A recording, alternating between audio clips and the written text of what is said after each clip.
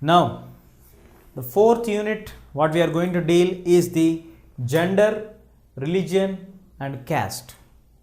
In India, the present day scenario is running around these three things only, especially when we talk about politics. Sir, why we should talk about politics every time, any issue, why do we jump immediately to politics?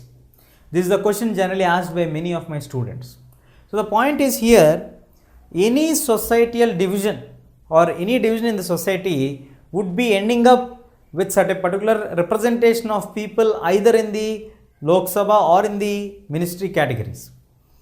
So in order to get benefits, even the constitution framers also have used the same clause, same category to highlight the particular low category caste people or religion people or any other people to get the substantial equality feeling by bringing them into the constitutional phrases by reserving certain seats for them. So in the Indian society or in any society, wherever we find the societal division, that would be getting the flavor of politics. So first we need to understand any of these three terms. We need to understand how does it play its role in the politics. That you will understand it as soon as you grow, then you can see it in the real life in your political structure also. Now, when we talk about gender, we are talking about boys and girls. So the boys and girls are nothing but two different biological species who live on this earth along with the other animals who stay on this planet. So the basic division between the boys and girls is a biological division. When the biological division is given by the nature itself, I don't understand why still we have the division of people giving a special importance for boys and a lower importance for girls. It is because the societies where we come up is mostly based on villages. In India, we have nearly 6.4 lakh villages. So in the 6.4 lakh villages, in almost 90 to 95% of all the villages consider women as weak people in biological terms because of their body nature or because of their inbuilt structure of them, or naturally what has been imbibed into the girl. They feel that biologically they are weak and boys are strong. That is the first misconception which they have in our society in existence. It is also having even nowadays also. The second major thing what we have is division of work.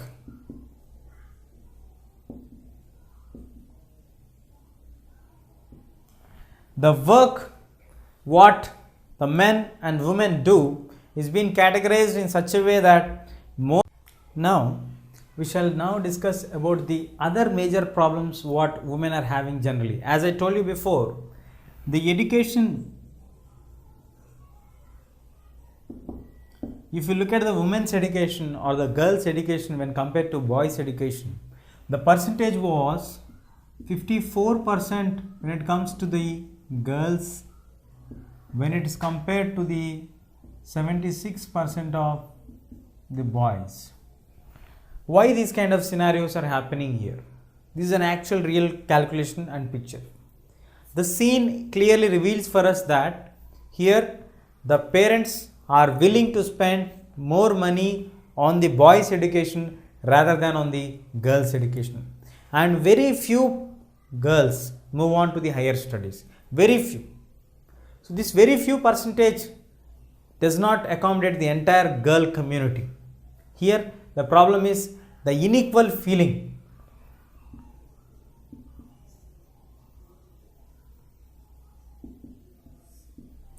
The inequality has to be addressed clearly here. There is a lot of inequality happening starting from our home. Even in our neighbor families also, we observe that they give special importance for the boy child when compared to the girl child. Girl child have to be trained to do the household activities even from the early ages, while the boys are not even given any kind of disciplined behavior, manneral instructions also, even though when they are crossing all the limits of doing indiscipline acts and activities. So these are the basic observations what we observe in our day-to-day life. So in education, the women are completely neglected. Once if you get educated only, you have a chance to go for further higher studies. So the percentage of people going to the higher studies falls to 20 to 25% in the girl community, where it falls nearly 70% in the boys. So when it moves on like this, the number of people getting employed. So once you are educated, you have a chance to get employment. So once you are employed, you have that flexibility to choose your lifestyle, your pattern of living. You can take care of your family, you can do all the responsibilities, do's and don'ts of your family, whatever is required for you. But here, if the girls are not given the basic education properly, there is no chance for them to go for the higher studies. When they were not allowed to go to the higher studies, that would obviously lead them to turn into the disastrous situation where they have to be dependent on somebody else. The employment opportunities for the women are very, very less. If you take the percentage of people, those who are getting highly paid in a high profile post from the women category, it is very, very less. And the other major defect of, even though girls get educated, they get graduated, they get into a job, the amount paid for them is really very less when compared to the men who are there. So even though we have Equal Wages Act also, but this Equal Wages Act is not at all applicable when it comes to the men and women. Let us take in the movies, the film stars. Male film stars get more amount paid when compared to the female stars. So this is a common scenario which we find generally in our day-to-day life. Generally we observe these things. When it comes to sports, we have more craze for male players than the female players. So not only in movies, sports, anything, any category, any section, any field, any time, you consider that men will be paid more when compared to the women. So this kind of divisions and all will enhance the things to happen, and this kind of disparity is present even in India, not only in India, in any corner of the world. So women are not given equal respect. You may get a doubt like, sir, certain CEOs, let's take like for Pepsi or like ICICI Bank, we have certain members being in the top key positions, the position of the MDs, even the SBI directors were also the women. So how do you say that women are not given equal opportunities?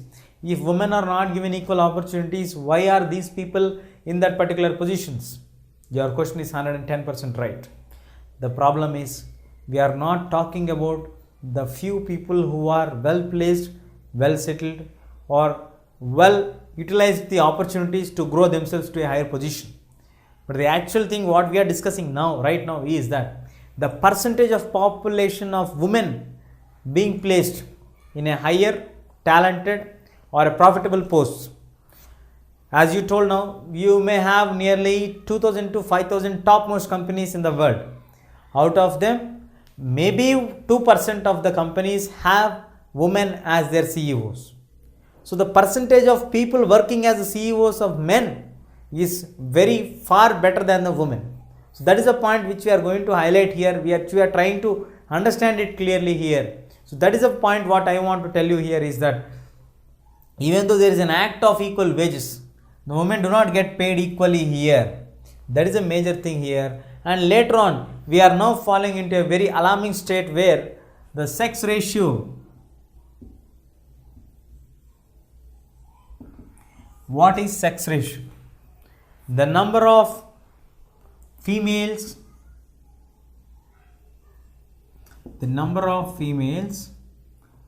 for every 1000 males is called as sex ratio. Means number of girls to every 1000 boys is called as sex ratio. It is not anything dealt with biologically, it is just the calculation of the terms used to say we have number of girls in competition with 1000 boys. So the number earlier used to be nearly 927 per thousand, whereas nowadays it is going down to 850 per thousand, and later on it fell down. Now in the present calculation it is 800 per thousand. The situations are turning worst, so the things are becoming very drastically changing in respect to the girl child's birth. We have the scenarios, we have an examples where the parents try to find out who is the baby, especially do we have any girl, by doing scannings and all with the mother's womb and all when they were pregnant, and try to know whether, even though if it is legally banned also, they try to make the test and they try to find out if there is any clue that you may have a girl child. Immediately they would like to go for the abortion or to abort the child. So this kind of abortions reduced the sex ratio of females to males into from 927 to 800. This is really a very genuine situation where we have to react for these kind of things. When we don't react for these kind of things, very soon we observe the number of females to the males will be coming down drastically down, and that would end up finding very less number of girls in our society and in our community. So these kind of things have to be checked thoroughly, and it is now the other important issue or the other important major problem what we have for the in respect to women was unsafe situations, unsafe scenarios. Women slowly nowadays they are coming outside of their regular bondage of the households. They are now slowly developing themselves, they are going to education, they are trying to become independent of themselves by obtaining certain occupations or jobs like lawyers, teachers, doctors, engineers, programmers, like this. They are trying to pursue their careers and they are in the stage of advancing themselves.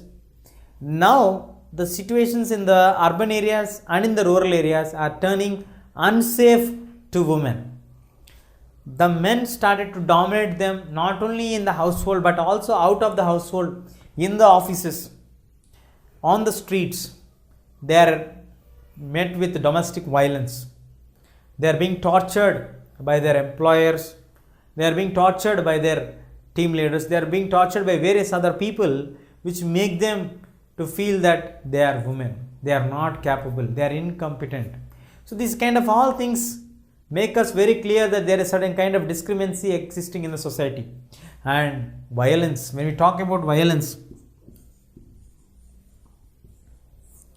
women are sexually harassed for various reasons. We have many scenes and scenarios which have lost women on the spot. We have the Delhi gang rape case happening where the women have been completely tortured and she has to meet her death because of the incident which happened. So there are many scenes and many issues which are happening in our city life and in our village life, where the women who come out of their house and try to find out some independent place in the society were met with certain uncertain things which are not at all expected. So these kind of unusual things have to be ended up. We should give equality not only in terms, not only in the constitutional books, but not only in wordings, but in actual ground reality also. We should start to accept the feeling or the conceptual reality that men and women are equal. There is no gender discriminancy at all. Boys and girls have the same equal rights as boys have, the same way the girls also have. They have these kind of things and they have to do these kind of things.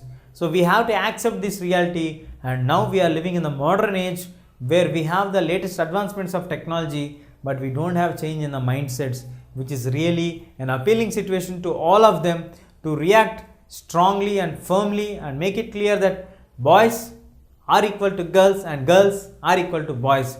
There is no any kind of discrimination between the boys and girls, and all the parents have to feel that they are their children, they are their representatives, but not to consider as girls as a burden and boy as a pride, which makes the girl's child to be aborted when they were in the pregnancy itself. So these kind of things are ending up in the differences in the sexual ratio, which is really a troubling situation for the future generations of any nation, not only for India but for any nation, this would bring them into trouble. So, the gender discrimination has to be seriously addressed, but still we don't have any political solution provided on the basis of the gender discrimination. But let us now find out what is a woman's role in politics.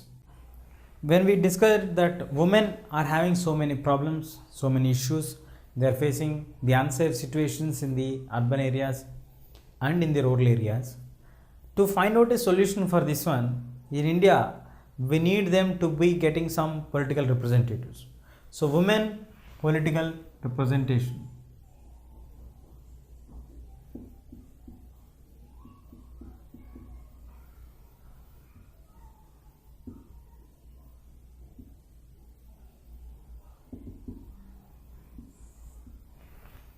So, the women's political representation is highly important or required to address the issues which are to get solved for the women's safety and security, and also to live happily.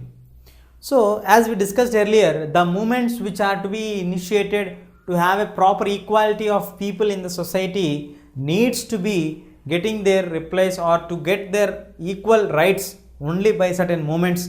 That movements are known as the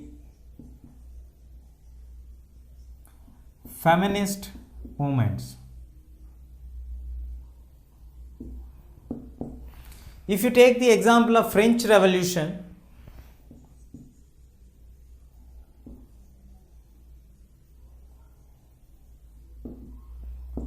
the French Revolution happened in the year 1789, where it had given the birth of the terms like liberty, equality and fraternity. When these words are brought up in the French Revolution in the year 1789, that liberty, equality and fraternity, they all thought that this would bring up the equality of men and women also. They actually thought that it will bring the real equality into the scenario, but women were not given equal right to vote along with men till 1948. So, without any movement, without fighting for justice, you don't get equality, the issues will not get addressed. That is the main key point what we need to understand here. Now, when the French Revolution was happening, men and women fought together to get the equality status of liberty, equality and fraternity. So, when we happen these kind of things, we usually consider that there would be given equal representation for all of them, like the men, same as well as for the women also. But when the actual thing happened, they only recognized men to have their voting rights, and the equality status was given only for men and not for women. Women are made as passive citizens, whereas men as active citizens. Yes, there are some more divisions, but still women are not given any kind of political rights at all. Now moving on to our topic, when we talk about the women's political representation, let us take in our country, in India.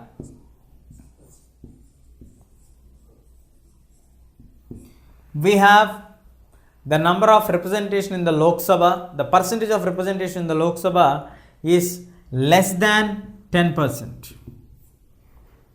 The number of women representatives in Lok Sabha are less than 10%. This scenario, when it comes to states, it is really horrible. They are having only 5%. In Lok Sabha, it is 10%. In the state assemblies, it is 5% or less than that. So when the scenes are going like this and the scenario is going like this, it shows clearly that there is a very few representation of the women population to talk about the issues of women, to solve the issues of the women. So when there is no certain proper representation here, that will ultimately lead to the male domination society. And we also have to understand one more thing here is, even the Prime Minister is woman or Chief Minister of a state is woman. Almost all the cabinet ministers will be of male members. Even when Indira Gandhi was a prime minister, we had more number of people, more than 2/3 of the cabinet members being the male ministers. When you take an example of Vasundhara Raje in Rajasthan, also we have more than 2/3 into the male members into the cabinet. So this clearly reveals for us that the percentage of women representatives in the Lok Sabha or in the state assemblies, even though women are elected to a very high positions in the state assemblies or into the union government, that is in the CM post in the respective state or in the prime ministerial post in the union government, also the number of women in the election panel or elected members into the cabinet are very less. This is clearly evident for us. Is the same thing happening around the world? No. In some countries of Africa, some countries of Latin America, we have more than 16% of the people's representation coming from the women community. India falls under the category of very less percentage of representatives of women are being given into the public life in that category. So here we need to have a clear understanding that there is a clear-cut need for us to indulge or to make them involved in the public life by giving certain kind of reservation for them. Yeah, when it comes to reservation, we need to understand very clearly, we have a women reservation bill.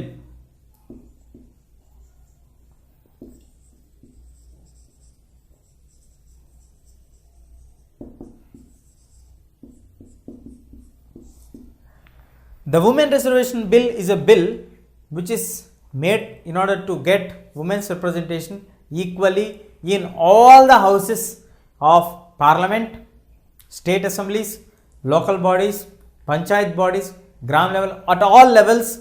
It is mandatory if this bill becomes an act to get 1/3 of seats, means 1/3 of the seats, which can also be written as 33% of seats in any house. So it is 1/3 means 33% of seats are mandatory for everyone to have the women representatives either in Lok Sabha, Rajya Sabha, State Assembly, State Legislative Assembly, State Vidhan Sabha, Panchayati Raj bodies, municipal bodies, Jilla Parishad bodies, any body you take which is a constitutional framework body which has elections will become mandatory for them to have 33% of women as the representatives elected from that particular region. But in actual frames, the bill was really very good. But from the past decade, this bill has not got the approval of the parliament.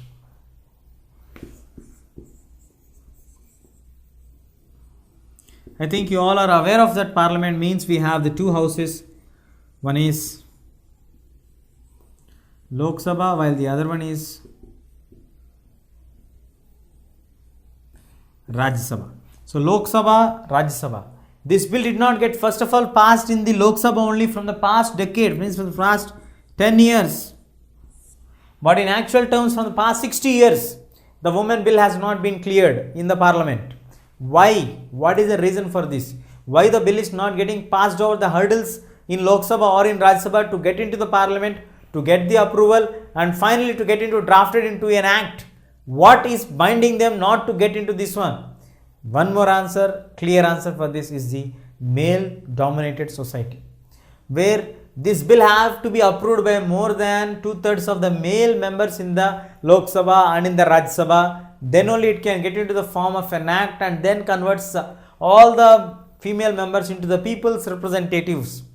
This bill is really very sad to tell that this bill has been not cleared from the past 6 decades. But in actual reality from past decade, it has been continuously failing, even though after repeatedly it has been kept, modified and re-kept in the Lok Sabha, maybe because of the sessions are getting failed or the terms of the governments are ending, but the women bill is not being cleared till yet.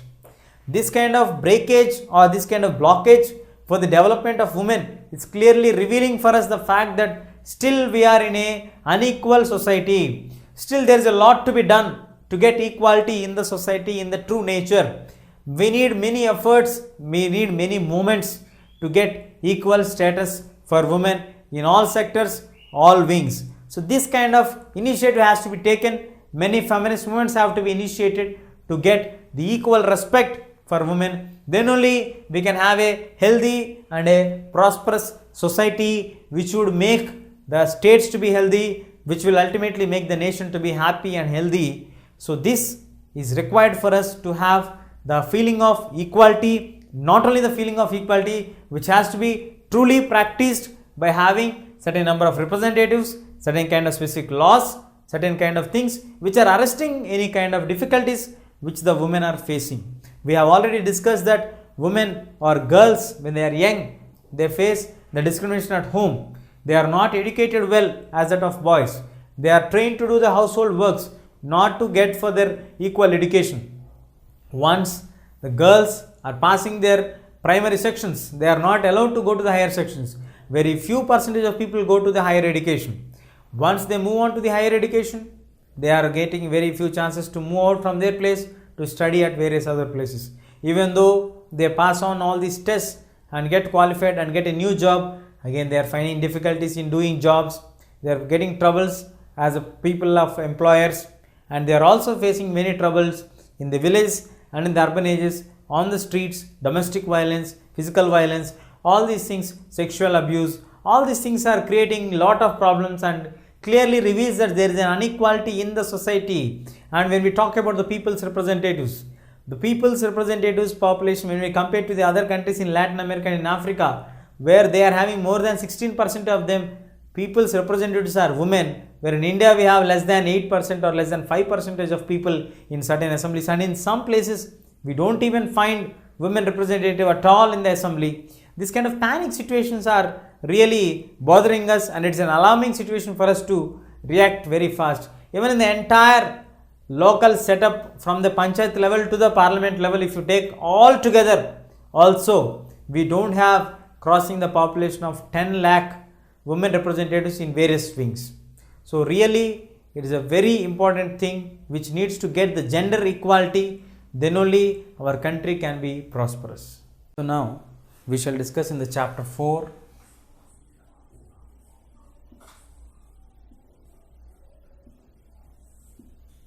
the concept of religion.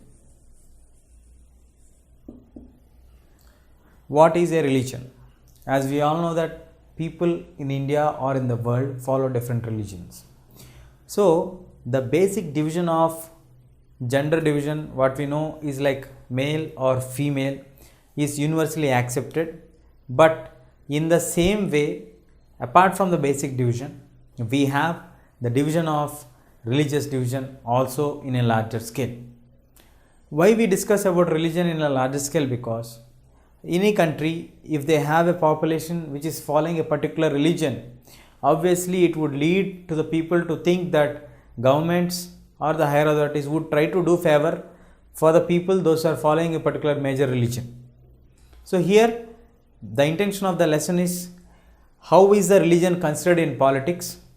What are the major issues that are being coming out of religion in the politics? Let us take the viewpoint of religion in India. So in India, when we have 80% of people, those who follow the religion of Hinduism, it is very clearly showing us the division between the people like people followers of Hinduism,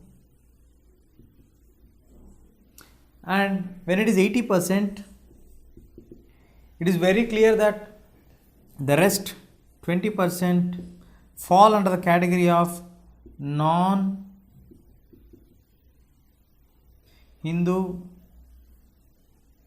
religion followers. So now, when we have the basic division of the people like this, it clearly reveals for us the fact that not only basing on the gender, not only basing on the racialism, but also basing on the concept of religion, we have the division which is happening between the people in the society. Not only to a particular nation, but a very large scale division is being happening altogether. So all over the world, when we compare the divisions, one more important basic structures of division is based on the concept of religion. Let us take an example which happened in Northern Ireland.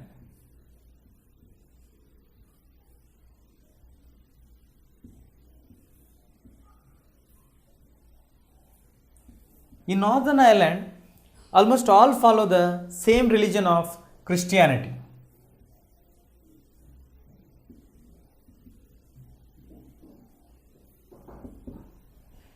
When all follow the same religion of Christianity also, the way they follow the religion is different. Some follow the religion of Catholicism, while the others follow the religion of Protestantism.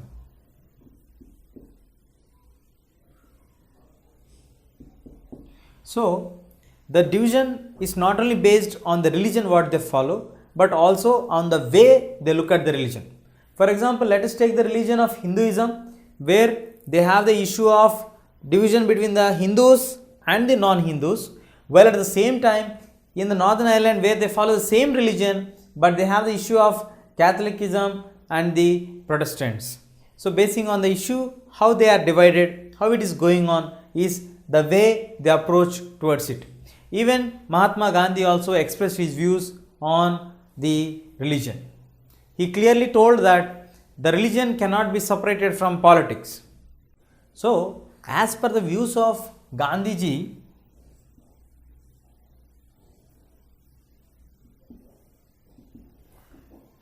he clearly told that religion can never be separated from politics. By the statement of religion can never be separated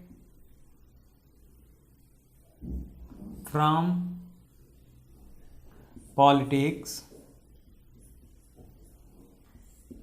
Gandhiji meant, according to his view, is that almost all the religions, it may be Hinduism or Islam or any other religion, every religion preaches certain morals and certain ethics. So, Gandhiji's point of view when he mentioned about the religion is very clearly evident that his idea is not to refer of a particular religion, but his idea is to mention that in any religion, if you take for example Hinduism or Islam or Christianity, they clearly stress on giving the knowledge about the morals and ethics. Now, Gandhiji's intention in mentioning that religion can never be separated from politics, he want to make it clear to all the people of all the religions, whichever religion you may be following, whatever may be the principle that you are being followed in your basis of Hinduism or in the basis of Christianity or in the basis of Islam, you are confined to bound or to follow certain rules and regulations of the morals which are taught by your religion or which are preached by your religion. At the same time, every religion shows or propagates the issue that everybody should have certain moral values and ethics. So, even in politics also, Gandhiji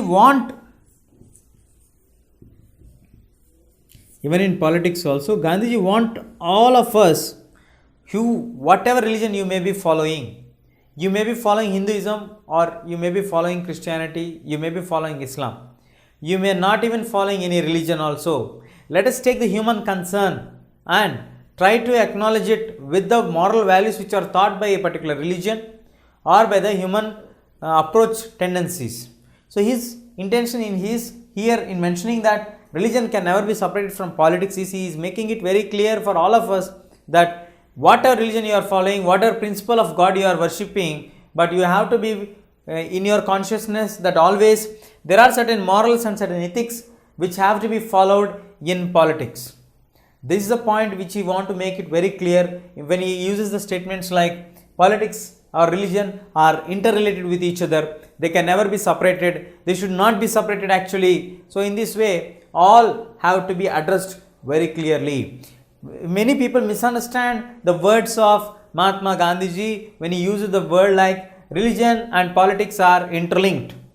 His intention in mentioning this particular point was not to mix religion with politics, or not to say that religion will influence political leaders. His intention was very clear and it was very straightforward, that his point is, whatever you do, whatever religion you may practice, or whatever policies that you are taking off, that should have a particular concern of the moral and ethical values. So Gandhiji want all the political leaders in India to follow the moral and ethical values and try to be a good leaders who can have a vision and develop the nation to a larger extent, but not confining themselves only to the restrictions which are kept by the religion, or only to the issues which are happening, to the issues like they have to take care of their particular religious group people, or they are confined to their particular boundary regions. So these all things Gandhiji don't want here. He want all of them to look at the humanitarian aspects and should have a moral and ethical values and make the benefit to the larger sections of the people irrespective of the religion what they follow. His point is very clear. There is no religion which is saying that don't be moral, don't follow any rules and regulations, don't be disciplined, you don't have ethics, you need not follow ethics. Any religion does not preach us this kind of things. That's what Gandhiji meant here, that every religion preaches for us to be good, try to be polite to everybody, try to do good as much as you can do to the others, but never do any harm to anybody else. In the same way, Gandhiji also want the political leaders also to have this attitude and the perspective of moral and the ethical grounds that makes us very clear, to have a clear picture on what to be do as a political leader. Do not restrict yourself to the narrow-minded attitude of a religion or a community or a section or a region. So let us have a clear idea of having moral values, whatever religion that may be preaching you, but you should have a certain aspects which makes it clear for us and which also leads for us to establish yourself to have a good political leader, but at the same time to be a good human being also. This is a point what Gandhiji want to mention here by making his views on religion. So the other major issue what we have in regards to religion is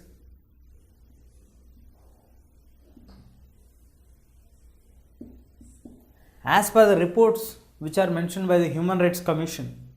The Human Rights Commission very clearly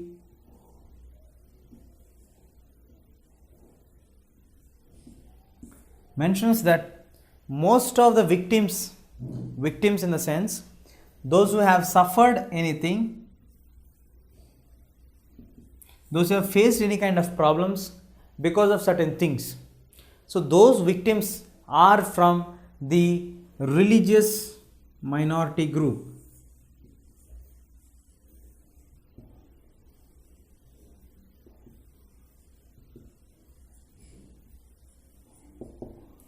Religious minority group.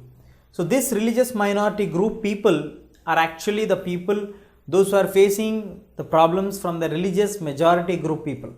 Most of the times in the society, the section of people who are facing problems are none other than the actual people who are facing a lot of problems. The people those who are facing a lot of problems are nobody else but the people those who are in less in number in the society. That's what the statement meant here.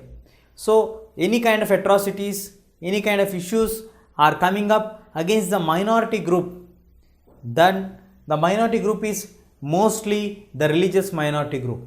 Let us take in India which religious people fall under the category of minority. We all know that Hindus fall under majority. Hindus account for 80%. So other than Hindus, any other religious people fall under the category of religious minority. Let us take the first one is Hindus are in majority. Second case it is Islam religion means the Muslims. Then let us take Christians, Sikhs community people, next Parsis, next Buddhist, Jains, like that. It goes on. So, other than Hindus, Islam people, the Muslims, the Christians, the Sikhs, the Parsis, the Buddhists, the Jains, the Zoroastrians,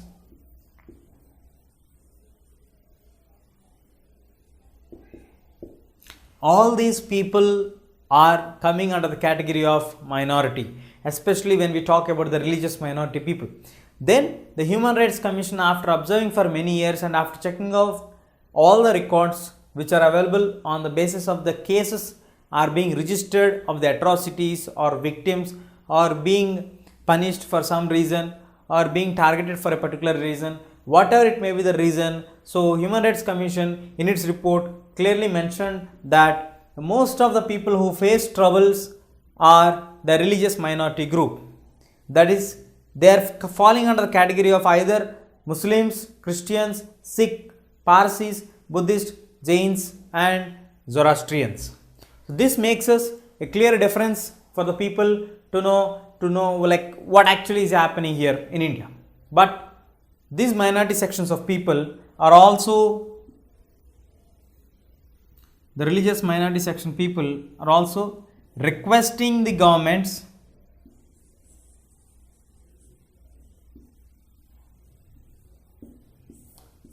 to take necessary steps which will ensure that this particular religious minority group people of, it may be of Islam or followers of Muslim like Christianity, then Sikhs, then Parsis, Buddhist, Jains, the Zoroastrians, whatever religion maybe they be following, but the actual problem is that they need to be checked by the concerned authority. That concerned authority has a responsibility, is that the government. The government has a supreme role to check anything, to follow certain things and to finalize the issues which are actually happening and which needs certain criteria to assess the positives and provide assured security for them.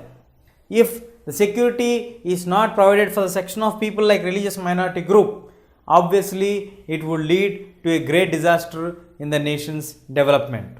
So if a nation has to develop, there should be an equal importance and respect for all religious group people. They may be Hindus, they may be Muslims, they may be the Christians. So whatever religion they may be following, as Gandhiji told, we need to have a proper understanding of the religion. As Swami Vivekananda always rightly mentioned that Hinduism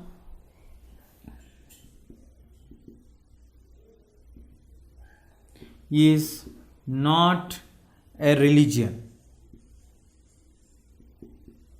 but it is a way of life. These words are mentioned by the great religious reformer Swami Vivekananda.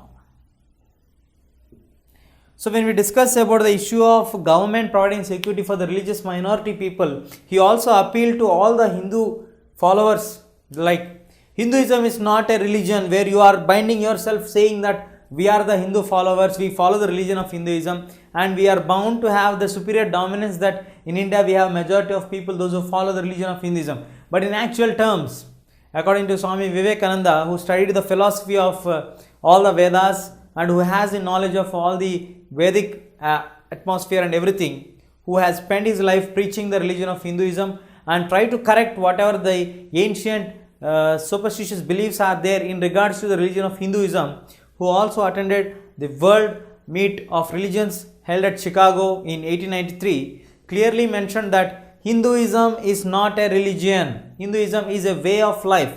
Hinduism teaches all the people how to lead their life properly. His intention also was very clear, like Mahatma Gandhi, saying that religion cannot be a constraint between people. Religion should be free for all the people to get it accessed. At the same time, religion should make the people to understand each other properly rather than binding them and confining them, saying that only this has to be done, this should not be done. The humanitarian grounds are the most important thing what either Mahatma Gandhiji or Swami Vivekananda want to tell on the issue of this particular religion. But the minority sections of the communities of the people have appealed to the governments saying that when you talk about the government, we get two types of governments, that is union and state governments. So union and the state governments all together, they requested that take necessary steps which will prevent any kind of atrocities which are happening against the particular minority groups of people, especially in regards to religious minority people. So all the religious minority segments, the religious group people have appealed to the union government as well as the state governments, requesting that please ensure that you have a sufficient amount of security provided for all of us, and we also have the feeling that we all are equal in the society. There are no special privileges given to the majority religious people like Hindus, but there are also opportunities given for the religious minority group people who are in the other parts of the region or in the other parts of other corners of the Indian nation. So we have other religious people also, but India still sticks up to the policy of secularism, which always clearly reveals for us that we have equal respect for the concept of religion, and government do not entertain any particular religion as the state religion. Now we shall also have one more view on the religion as the women movements.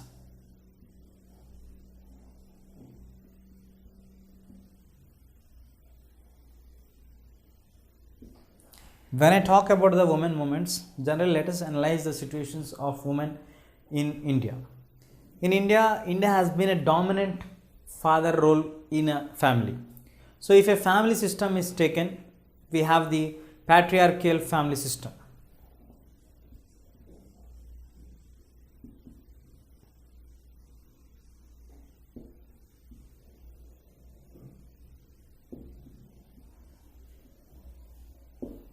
So in the patriarchal family system, the main key role will be taken by the male member,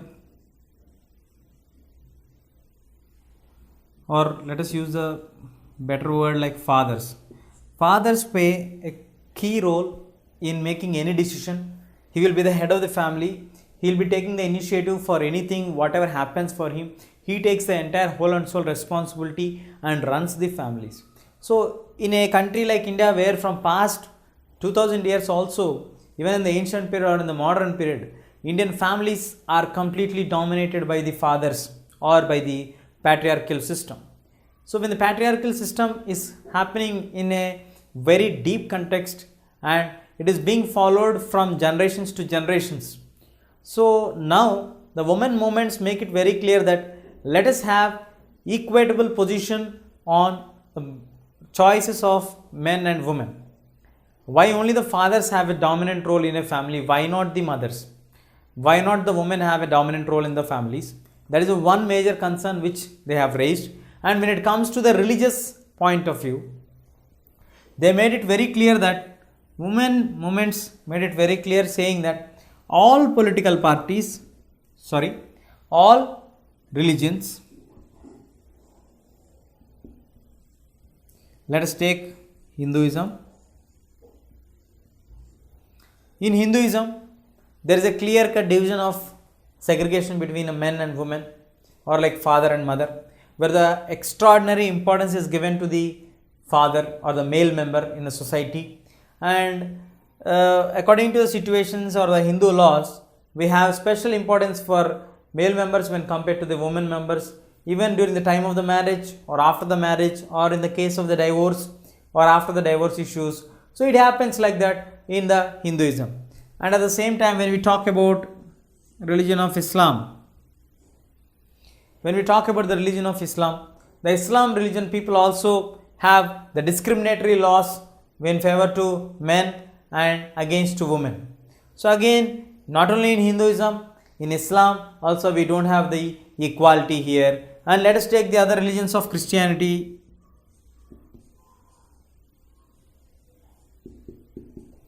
When it comes to Christianity, in Christianity we don't have any kind of laws clearly mentioning the dominance of a male member in the family, but as India is having the Hindu tradition adopted from the many generations, though the people those are following Christianity now have their roots from their ancestors, where the domination in the family also have the same Hindu tradition followed in the Christianity also. Yes, in Bible we don't get any clear-cut discrimination of male members to the female members, but we have the influence of Hinduism and the Islam religious people making it very clear that there is a clear domination of the male members or the female members in the family system which is existing in our country. Now the concern is women have walked out of the houses and made their voices loud, saying that we need a clear cut equitable laws.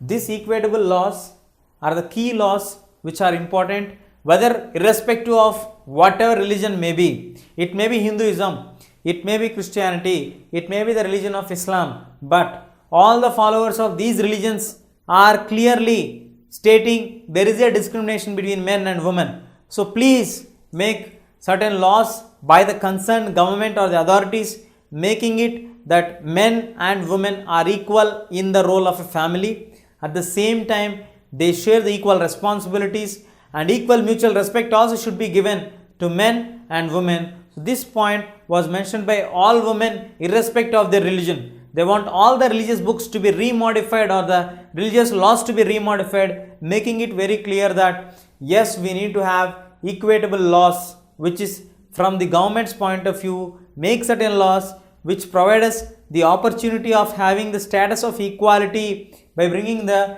equitable laws in your constitution to your term.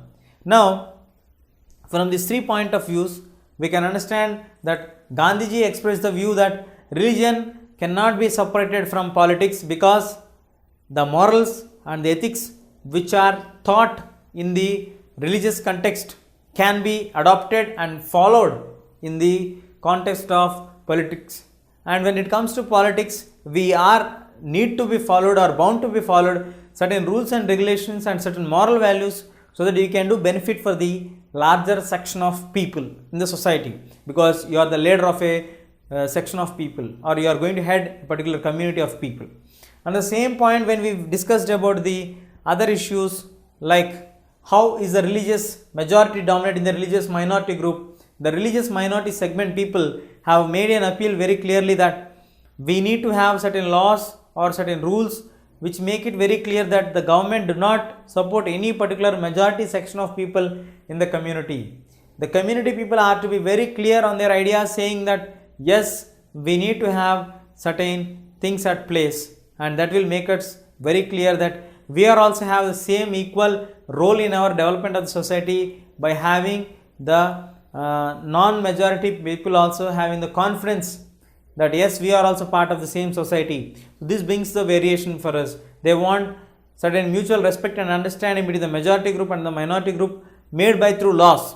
So the minority group also should not feel that there is certain kind of discrimination which is happening against them. And now moving on to the other issue, that is the women movements which are rising up day to day, also reveals for us that there is a clear-cut discrimination in all the religious communities of Hinduism, Islam and Christianity. So it is a wake-up call for the government to take certain issues seriously and make the equitable laws which will make it clearly reveal for us that men and women are equal and there is no religious discrimination of any particular religion getting its influence fall on the making of the laws.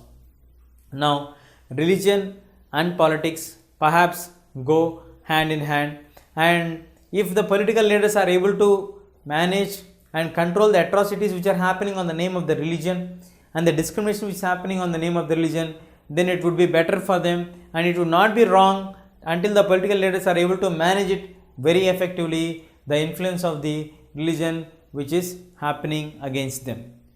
So religion really plays a very vital role not only in the politics but also in everyone. Now we shall discuss about communalism.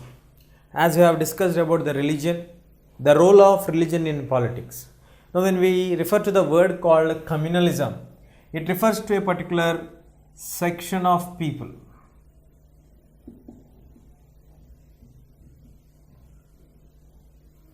So these section of people who are either being attached with a religion or being attached for a particular segment, that makes them to feel that this categorization leads to the concept of communalism.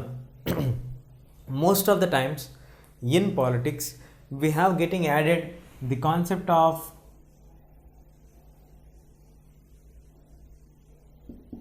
religion over and interlinked with the politics.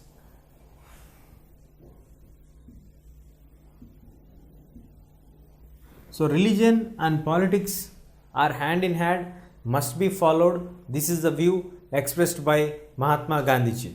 But we already discussed clearly that Mahatma Gandhiji's views on this are very clear. He did not mention the concept of any religion to be followed.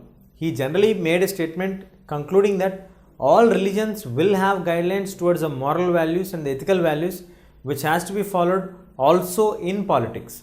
But when we refer to the communalism, in most of the times, at the cost of the interest of the other sections of the people, a particular religion will be focused and made as a national religion. When a nation is referred to a particular religion, when a section of people are referred or based on a particular religion, then the issue turns to be political. So the religious issues, the religious symbols, the religious slogans which are used to politicalize the situations are known as communal politics. So religion getting added into politics leads to communal politics. So when the communal politics enters the scene here, any particular religious people may express the feeling that the communal politics are going on. That too in a country like India, where most of the Indians follow the religion of communal politics, like before the time of the elections, they use the symbols of the particular religious party, claiming or making the people to get scared, like if we are not voting or not favoring to this particular party, we may be considered as like we are going against the will of the God. And in India we also have certain particular political parties claiming their origin or basis to be the true Hindu parties, true religious parties and all. So this also adds flavor to develop the concept of communal politics all over the Indian political system. So let us discuss in large what are the key aspects that influence the communal politics. So as we discussed earlier, the communal politics. The communal politics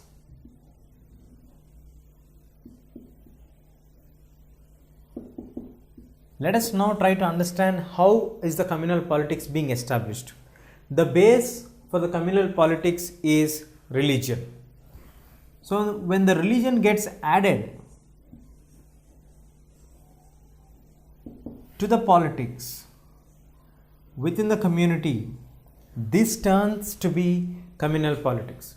So when the communal politics are in progress, we need to understand that most of the people, those who follow the same religion,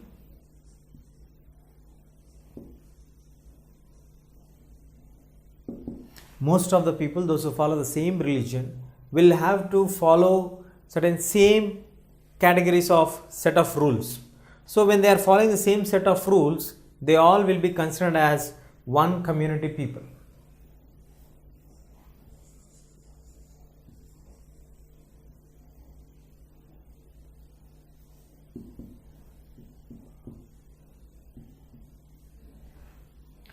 So this one community people, generally when they follow the same religion and they have the same set of rules to be followed, they all have the same similar kind of mindset. So we can brush it away the differences what we are having earlier, or we can also say or conclude that the points of some particular differences, or they may not be having the same similar ideas.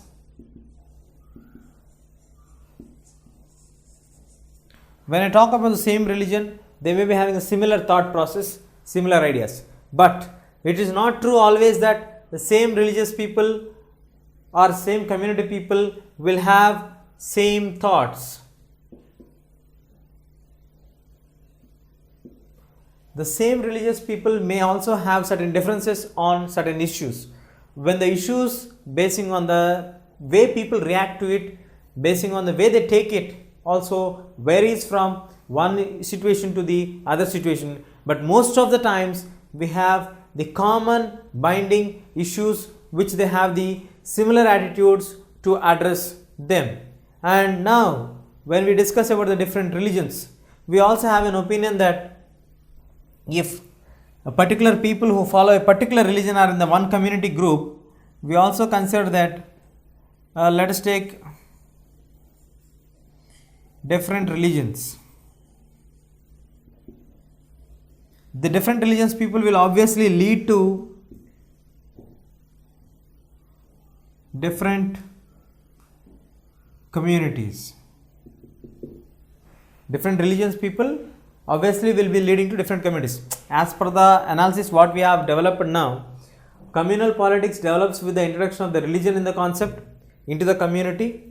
The same religious people will always almost same time or most of the time they have the same thoughts, similar ideas, and one community people, they all are treated as one section people, but when it comes to different religious people have to be considered as different communities around for them, and these different religions and different communities make us to think about the differences of people existing in the same society. And when the things are like similar, or we consider that different community people can also have a similar kind of ideology, the question arises is that is it true always that the same religious people will have the same kind of thought process? Is it true? No, not always.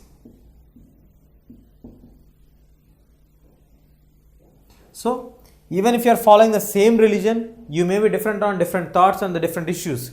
In the same way, different religious people may also have the similar ideas on certain issues. So basing on the issue, the people would like to react rather than considering them that whether we belong to that religion or not, whether we belong to that category or not, whether we belong to that particular section group or not. But they also consider generally taking into consideration the issues rather than the personalized feelings. But the extreme phase of communal politics leads to a situation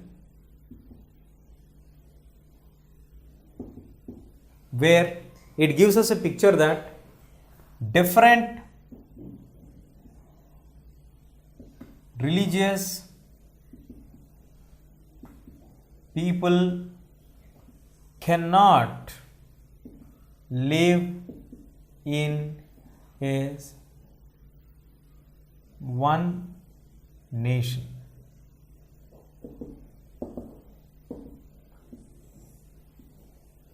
This is the way it can be developing the most extreme phase of communalism. The extreme phase of communalism can lead to a situation where the different religious people cannot live in one nation. The situations are like this. So let us now brief out the things which are happening actually around the communal politics. Communal politics is something but which has connected with politics to religion, and the religion, if the same people or same religious people will almost have the same community recognition like Hindu people, Muslim people, Christian people, like that. So when it comes to the same community people or one community group, then we may expect them to be on the guidelines or similar ideas would be there for a particular section of people. And when it moves to the other side of the same coin, we also can get that most of the times they have the same thoughts. But if different religious people are also there, we come to the general conclusion that we have different communities. But at times we also have the people having the different religious people having the same kind of opinions on different issues which are coming up. But the extreme phase of communal politics is that the situation where different religious people cannot live in one nation. This is the extreme phase of communalism. Now, how can communalism take different forms in the politics? As we have discussed how the political scenario can turn, now let us take only in the political scene. How does communalism get involved? Most of the times we see the religious practices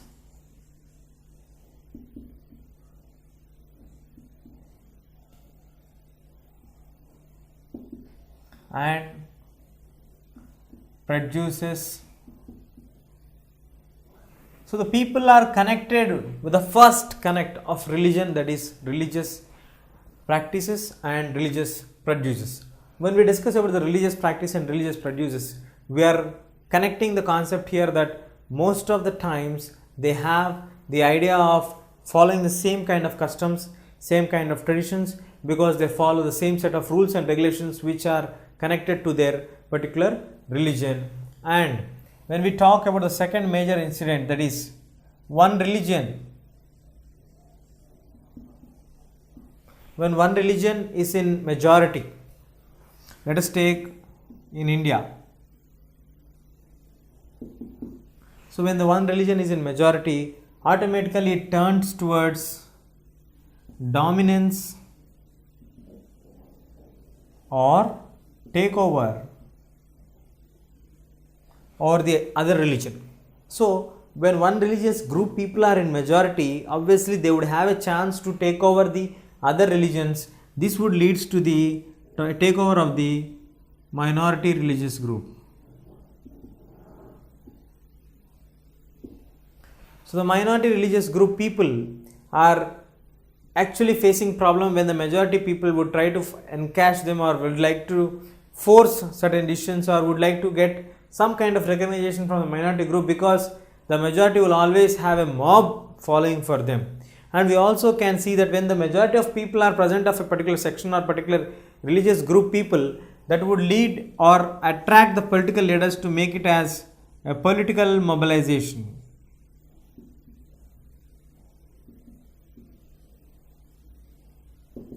As we just now discussed that the majority of the people are of a particular community or particular religious people, the political mobilization will also happen, because here they are appealing to the larger community of people in order to get their vote share towards in favor by making an emotional appeal.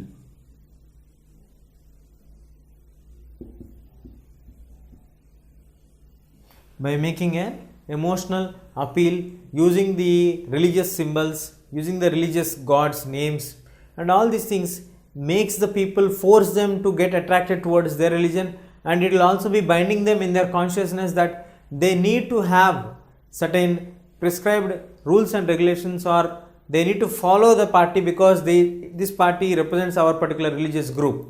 Let us for example take MIM party, which is a Islam party, and which also most of the Muslims get connected to this party rather than Hindus.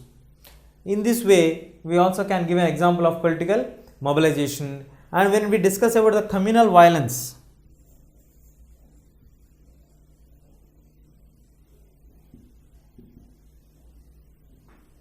the communal violence is the extreme phase of the communalism. The communal violence happens when the religion or when a nation is divided on the basis of a religion. Let us take the partition of India and Pakistan as an example in the year 1947, when India and Pakistan got divided.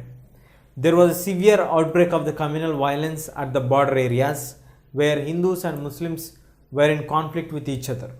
Not only this, when the partition of India happened, there was a severe conflict, but also even after the post period of the independence movement or independence, after India got independence and Pakistan got independence also, there was a severe situation where the communal violence went on to the extreme phases at various examples. Let us take when the issue happened with the Indira Gandhi's case, the Sikh community people were targeted. When the things happened with the Babri Masjid issue, then the Hindus and Muslims were again at clash with each other. So these kind of things automatically made the people to become violent basis on the religion. So the basis for communal violence is always a religion. Communalism itself gets attracted by the politics because then the politicians need the people to get attracted towards their own point of views by making some emotional appeal and make them to get connected towards their political party in order to be in power. So now communalism in politics can take any shape, like religious practices which connects the people. A particular political party can organize by having a religious ideas or issues and share the things, like for example Babri Masjid conflict. In Hindus can claim that the Hindu Ayodhya region has been taken over by the Muslims. Muslims also can promise that yes, we are going to get back the land of Babri Masjid. So like this kind of promises made by the political leaders will obviously influence that particular mob or section of the people who are following that particular religion, and would also easily get connected because of the scenes or the situations which are appealing to them emotionally. And then one religion people, if a particular religious people are in majority, obviously that would lead the people to get attracted towards them, or the people of the majority religion are to be attracted by the political leaders in order to gain of the elections policies. So they would like to attract from the major political party or major religious groups towards the major political parties. Let us take in India, we have an appeal for the Hinduism, Hindu parties, or people like to brand themselves as a Hindu party rather than a Islam party, Muslim party, or any other Christian parties. Then we also have the political mobilization happening. Political leaders always try to encash the situations and use religion also as a source for them to get their voting share. And later we have the communal violence which has broken out in the issues of India and Pakistan partition, and even before the partition and even after the partition also we have seen the severe phase or extreme phase of communalism or communal violence happening. And we are all the live witness people, because even today in many parts of Jammu and Kashmir we have the Hindu-Muslim conflict going on. So the communal violence is an extreme phase which was not at all happy phase for any of them in any corner of the world in respect to the communalism issues. So as we discussed about the role of communalism in politics and how would the terms be changing in specific reference to political science, now we shall also analyze the situations. How did the government of India or how did the Indian constitution address the issue? So the point is, like, communalism was always, still it is a major challenge to a democratic country like India, where we have different religious people staying together on the same land. That is the reason why, and because basing on the past experiences of India and Pakistan partition, the communal outbreak, the Indian constitution framers have clearly decided that we would not like to have any particular religion favored by the government, or let us be call it as a official religion. Let us take example in Sri Lanka. In Sri Lanka, Buddhism is considered to be the official religion declared by the government in the constitution, and in Pakistan we have Islam, but India is declared as a secular state. India has been declared as a secular state. What does the word mean, secular state mean? India is a country, mentioning it as a secular state. What is the concern of using the word state here? So here we have two words, that is secular and state. So when we talk about the word of secular, secular leads to no official religion declared by the government or by the constitution. And in terms of civics, when we discuss about state, in political science, state means to nation.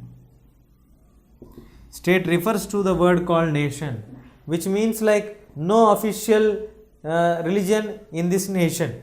So there is equality for all religions, whether you may be a Hindu, Christian, Muslim, Parsi, Sikh, Zoroastrian, Jains, whomever you may be, you all have the same equal status in regards to the constitution on respect to the religion.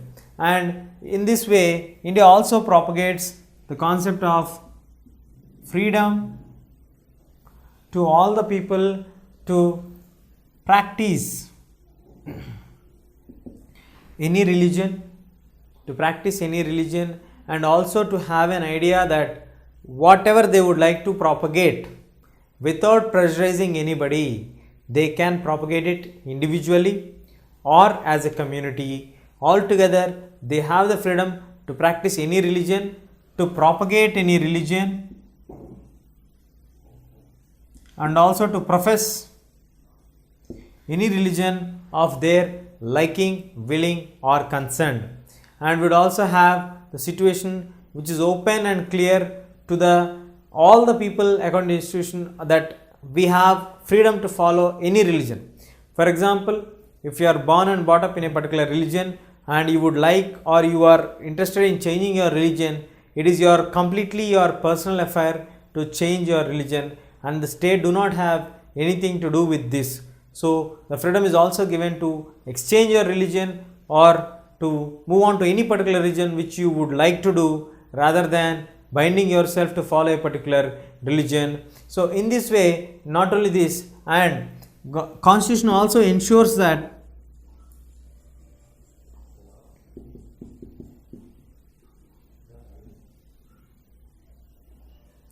Constitution also ensures that they would like to give the status of equality to all the people in regards to the issue of whatever that, let us take in Hinduism. In Hinduism we have again the caste discrimination. So all the followers of Hinduism should be given the freedom of having the equal status in the society. That's what the Constitution tries to ensure what is necessary for them, by giving them the standards of banning any kind of discrimination, and if anybody would like to discriminate on the basis of religion or caste or anything, they are eligible or they would get the effect of the punishment which is given by the Constitution. So this is made very clear that equality is a main motto of the Constitution framers and the basic principle to have in India. India is a secular state. India is also like to propagate the concept of equality to all the people. And the next one is, the Constitution clearly states that India is a secular state.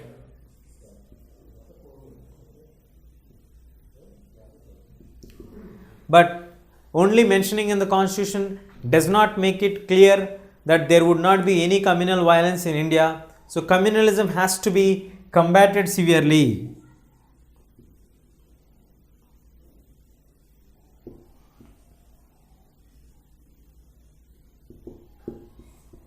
So the communalism has to be combated severely so that the issue would not go on anything like the disturbance to the basic structure of India, because India basis itself has experienced, like in the initial years itself, India has been experiencing, when India and Pakistan had been partitioned, we all have seen the communal violence happening to a very large extent.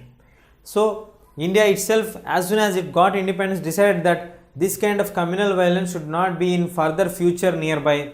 So they decided to have a secular state, and that should be combated, and the communal violence has to be checked severely and seriously. Though communalism has been a major challenge and would be again a major challenge for the coming years, as the people started to migrate from one region to another region, there is a kind of diversity where earlier we used to have a homogeneous community, people like same religion people, same language people, same section people living, staying together at a particular region. But today the situations are far away from reality because of the immigration concept or migration concept of people from one region to another region. It automatically makes them to migrate from one region to another region because of various reasons. So obviously we have the combination of various communities, various religious, various categories of people staying together. So this would automatically attract the situation of having a secular state in India. Was a very good move made by the Indian Constitution framers, but they should also ensure that no particular religion would try to dominate the other religion, and the communalism feeling has to be checked and combated. To further, it should not make up or break up into any communal violent. The third major important issue which is in the entire India, which brings Indian society different from the other societies, is the caste system. We have seen the differences of issues regarding to gender. There is the first major division in the society which generally you find it everywhere, every corner of the world. Next thing is religion, which now turned to be a communal violent issue or the growth of communalism. The third major division what we have in India, which separates the India from the other societies, is the caste system. Caste division is not based from the modern period. It is based from the ancient period. From the ancient society onwards, we have the inclination towards the caste. Caste system actually was formed on the theories of fourfold theories expressed by Manudharma Shastra,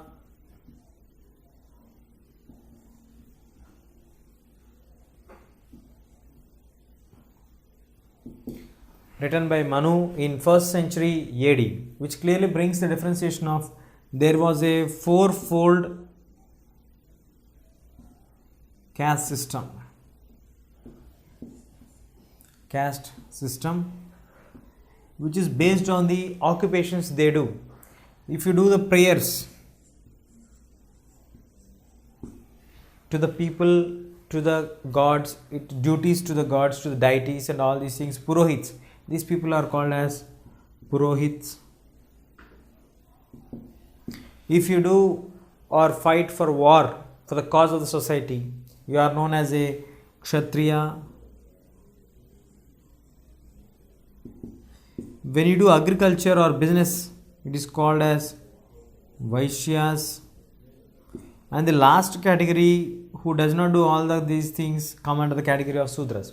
So this was the ancient definition of caste system, which now got changed completely because the caste system by this basic division has evolved out to be like this particular caste people having a certain set of rules and regulations, have a common dining, have a common cultural relation sharing, and they would like to marry within their own community people, their own caste people, their own tribe people, and like to continue the same system from many generations. This has been followed.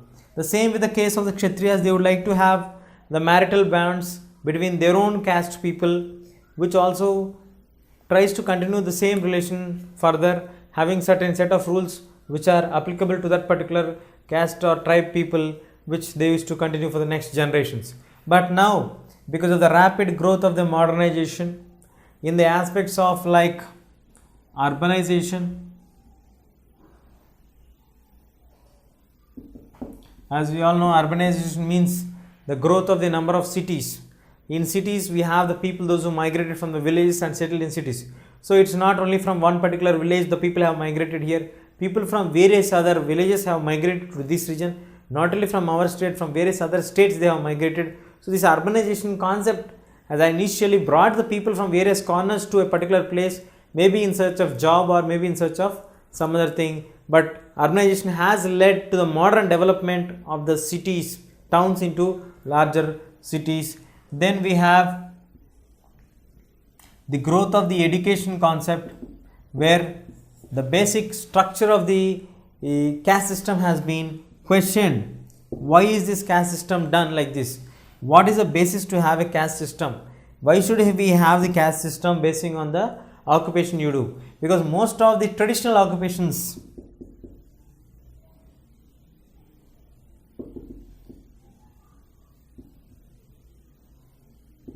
are being left out by the people, those who are actually inclined to the caste system.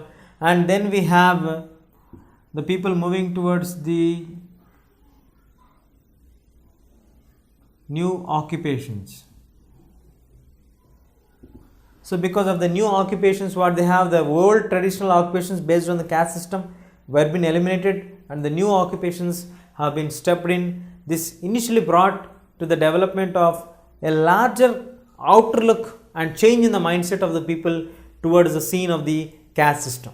Earlier people used to have a common dining only with their own caste people. They would like to share only within their own caste group. They would like to be connected with their own caste things. They would like to have marital bonds within their own group. So these all things started to get diffused slowly. If a person who is 100 years before used to live in India would come now, he would find a different India.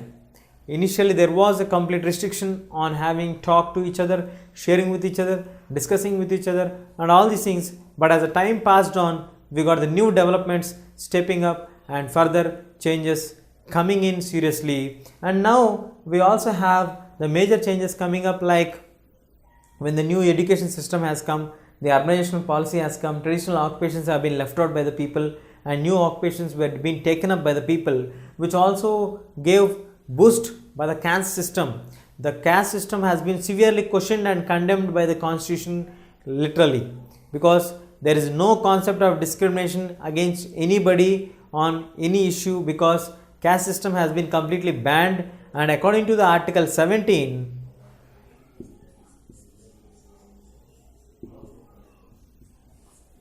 the article 17 has been discussed thoroughly with all the people, and it has been finalized and told to all the people, like any form of untouchability or discrimination basing on a religion or a caste would be completely considered as a crime against humanity, and he is eligible to get a punishment from the constitutional rights, which makes all the people to feel free to go approach to the constitution and make sure that if any kind of discriminations are going against them, they can appeal to the constitutional framers, or they can move to the judicial laws or courts and get their work done basing on the situation. So these are the things which are necessary for them to understand the issue seriously. Now the caste system has not been wiped out permanently, because one more reason why we have the emergence of the caste bonds becoming weak is the growth of the middle class people.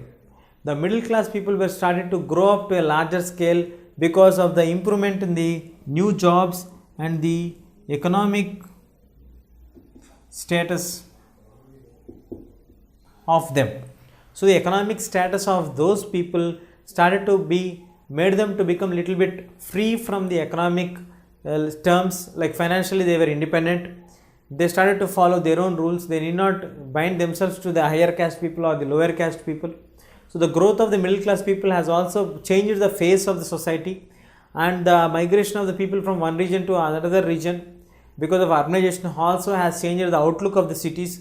So these all have grown day to day larger, and today we can see a society where the caste influence is really pretty very less. But of course we have the influence of caste system even today in the society.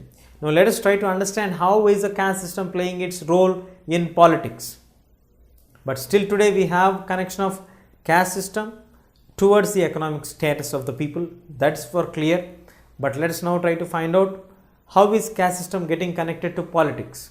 When we discuss about the caste system, how is caste getting politicalized? What is the role of caste in politics? So when we take this point, when the political parties are making the candidates to stand, so in politics we have political parties. So when the political parties have to make the candidates to stand for the elections, they choose on the basis of the caste sentiments.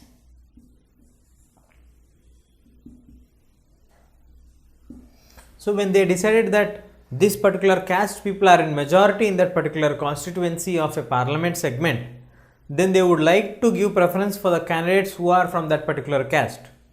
So this is one of the basic thing where the caste plays a very dominant role in politics.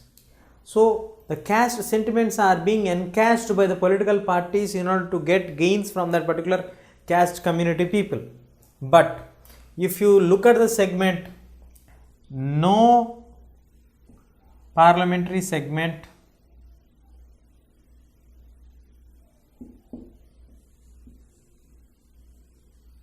or constituency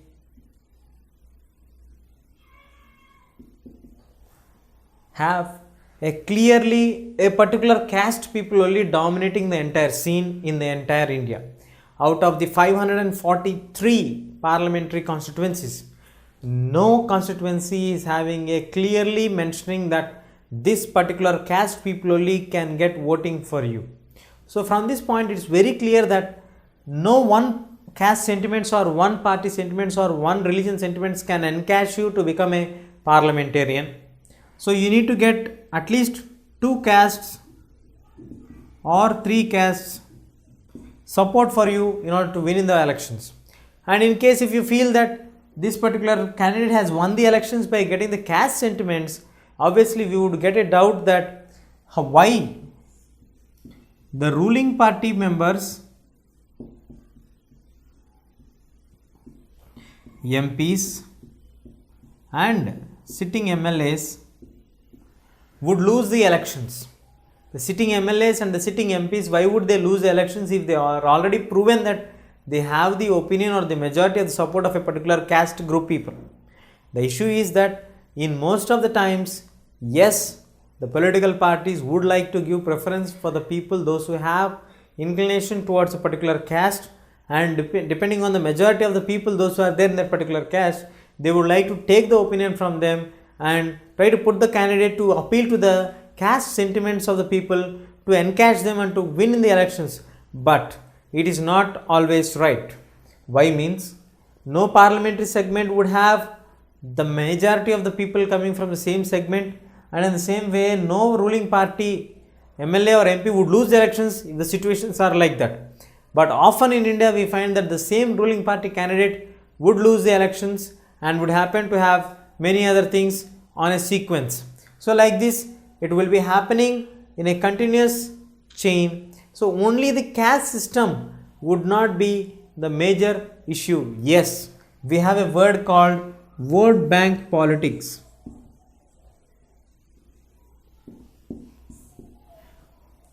When the vote bank politics are being mentioned clearly, that means that in order to encash the votes of the particular caste people, political parties always would try to play the cards of using the caste system, religion and gender, and try to make the things politicalized. This we can study under the heading of politics influencing caste or using caste. So it is not the caste entering into politics, but the political leaders itself will use the caste to politicalize that one and to make sure that the issues are being politicalized and they get the larger benefits of the particular caste group people. And also we have the categorization in the castes like forward caste and backward castes.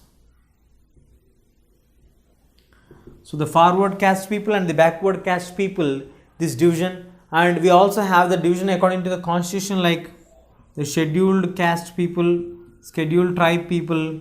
So these all makes the divisions of the caste system also to get empowered in the politics, because in India we have certain seats reserved for certain categories of people like scheduled caste and the scheduled tribal people.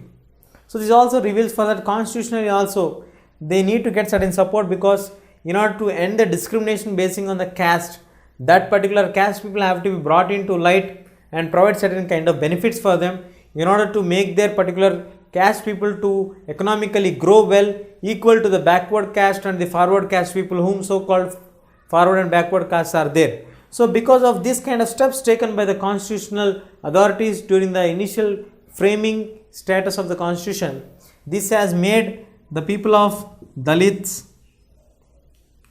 and OBC categories of people to be the dominant role in the Indian political scenario.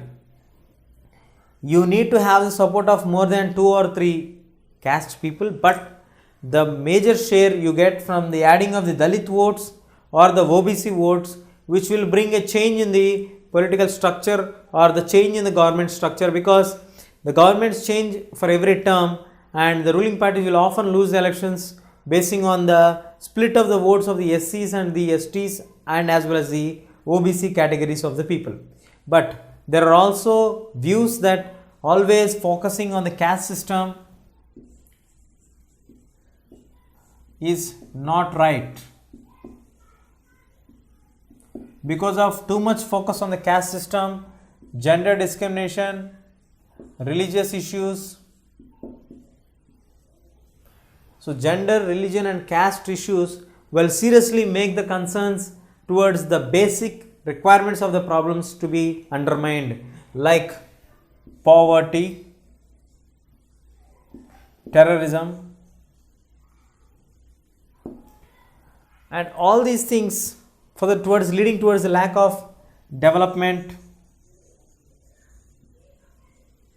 So these kind of the basic issues have to be addressed very clearly in order to solve the problems, and we should not localize ourselves regarding the solving of the issues of the caste sentiments, caste issues and all these things. But our larger goal is to have eliminate poverty from the nation, eliminate the terrorism from the nation, and to bring the nation into the lines of development and to achieve the larger scale of development on a larger scale, to make India to be a well developed nation, not confining India itself to fight itself in the communal violence on the gender issues or various other small challenges which are real time challenges to the democracy. But we have to learn how to overcome these challenges and to become a very good developed nation by developing all the sections and all the categories of the people. So now we also have the tensions growing up because of the caste system, which may lead to tensions, conflicts and violence. So when the concept of tensions will rise, how can the concept of tensions rise? Because of the caste system. If one particular caste people started to dominate the other caste people, obviously in order to make them to understand like they are inferior than us, we are superior than them, it would lead to conflict between the two caste groups. Then tensions will arise, which always results in the conflicts and sometimes into the form of the violent methods, or violence will break out in the different caste groups. So we not only the gender issues, not only the religious issues, not only the caste issues, any issue which is a challenge to the democracy is must have to be taken care properly, and it has to be addressed very clearly, otherwise we would be in trouble in the modern form of democracy. But when we ask or discuss about the caste system, we clearly understood that how can caste be politicalized? Why is caste being politicalized? Caste is being politicalized because of political parties which are in India. We have many political parties in India. Any party which would like to come to power in politics or to like to form a government, ultimately they would like to get the majority support of the people of a majority caste group people, not only the majority religious people, majority gender people like men and women, but also the majority caste people. Basing on these number of people in that particular caste, they would like to make it a vote bank for them from that particular caste, like 2 castes or 3 castes together. They would like to make an vote bank politics depending on the situation. But the actual reality is no parliamentary segment or a constituency have a clear majority of a particular caste group people. So it is very clear they need to get at least 2 or 3 caste groups in support to them, then only the candidate can win the elections in the parliamentary segment or in the legislative assembly segment. Then when we move on to the politicalization of the caste, so caste do not approach to anybody, but the politics itself comes to caste group people in order to acknowledge them, like we are taking you into politics because you are representing from that particular caste. So automatically caste system is being dragged into politics according to the situation. And it also happens to the issue of using the words like forward caste and backward caste and the scheduled caste and the scheduled tribe, which is given in the constitution itself, like Dalits, OBCs and all. So these are further added on to the caste system in the political system arena, like having this particular group people into our favor, like Dalits or the OBCs would get an additional benefit or a clear margin victory over the other things. But sometimes we also need to remember that if you focus more on the gender issues, you focus more on the religious issues and on the caste considerations, we are undermining the actual real development issues like poverty, to eliminate the poverty, to eliminate the terrorism and to eliminate or to make India to be a developed nation. And also we need to remember clearly that tensions may be caused because of caste conflicts and that may sometimes lead into violent methods. So in this unit we have thoroughly discussed about the caste issues, and we also need to remember that the only caste basis of a candidate would not make him to win, and there are again divisions on the caste system also, because there are divisions like men and women, higher caste and lower caste people, rich people and the poor people in the same caste.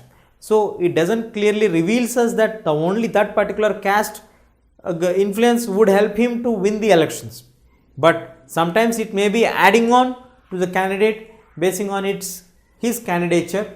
But still we need to remember that it is a major challenge to the Indian democracy, not only Indian democracy, to any democracy. So gender discrimination, communalism, and then we have the religious discrimination or religious conflicts, where India has to take a stand to be a secular state, and we also have caste politics. So these three are the major challenges of modern democratic system. Will it be in India? India, we have the caste also in India, but when it comes to the other nations or across the world, we have the gender issue discrimination and also the religious issue discriminations happening across the world. So the modern day challenges for democracy are, one is a major one is gender issues, the other one is the religious conflicts. Let us hope India can successfully manage all the issues and turn to be a developed nation by giving a equitable and natural share which is justifiable to all the sections of the people, and all sections of the people should be able to get their natural share in the development and would like to be an active participative members and contribute their effective role to make the initiative of developing India from their own point of view, and everybody would contribute their own expressions or their own way by developing themselves and also be a part of developing nation. If you like this video, please give a thumbs up. Please subscribe to our channel to get more videos on CBSE syllabus.